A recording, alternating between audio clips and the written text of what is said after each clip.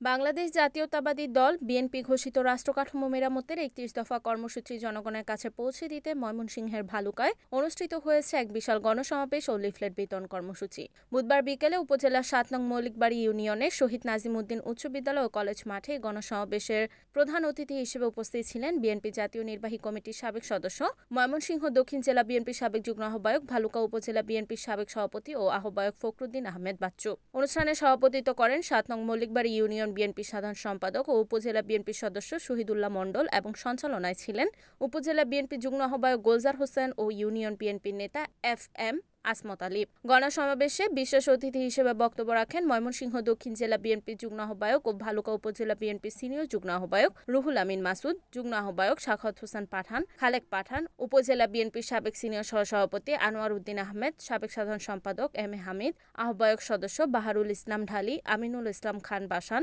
আব্দুল কাইয়ুম সরকার রিপন, আব্দুল রহিম, আবু সাইদ তালুকদার ও সুহেল তালুকদার প্রমুখ। এছাড়াও উপস্থিত ছিলেন উপজেলা যুবদলের সাংগঠনিক সম্পাদক তাজমুল হক মণ্ডল, ময়মনসিংহ দক্ষিণ জেলা যুবদলের যুগ্ম সাধারণ সম্পাদক মতিউর রহমান মিল্টন সহ দপ্তর সম্পাদক মাসুদ রানা, উপজেলা ছাত্র দলের সদস্য সচিব ইঞ্জিনিয়ার রিয়াদ পাঠান এবং ভালুকা উপজেলা প্রেস ক্লাবের সাধারণ সম্পাদক হুমায়ুন আহমেদ সহ বিএনপি ও অঙ্গ সংগঠনের হাজারো নেতাকর্মী এবং সাধারণ মানুষের উপস্থিতিতে সমাবেশ স্থল পরিণত হয় জনসমুদ্রে। উৎসবমুখর পরিবেশে নেতাকর্মীরা লিফলেট বিতরণের মাধ্যমে দলের রাষ্ট্রকাঠামো মেরামতের ৩১ দফা কর্মসূচি তুলে ধরেন জনগণের সামনে। আমি ভালুকার সভাপতি হিসাবে দায়িত্ব পালন করতে যে এই ভালুকার ৮০০-র বেশি নেতা কর্মী আপনারা আমার সাথে ১০, ২০, ৪০টি মামলার আসামি হয়েছেন। প্রায় সকলেই ২, ১ বার, ৪ বার করে গ্রেপ্তার হয়েছেন। আমি ৫ বার গ্রেপ্তার হয়ে ১১ মাস কারারুদ্ধ ছিলাম।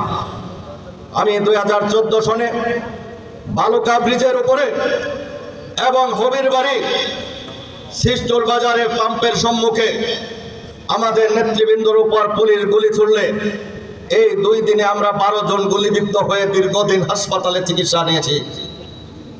আমি ২০২৪-এর ৫ই আগস্ট শেখ হাসিনা পতনের ৭ দিন আগে দ্বিতীয়বার ময়মনসিংহে কর্মসূচিতে পুলিশের লাঠির আঘাতে পা ভেঙে দীর্ঘদিন চিকিৎসা নিয়েছি। এই কাজগুলি করেছি শুধুমাত্র কি আমার ভাগ্য পরিবর্তনের জন্য? রিপোর্ট ইমন সরকার, NEN TV, ময়মনসিংহ।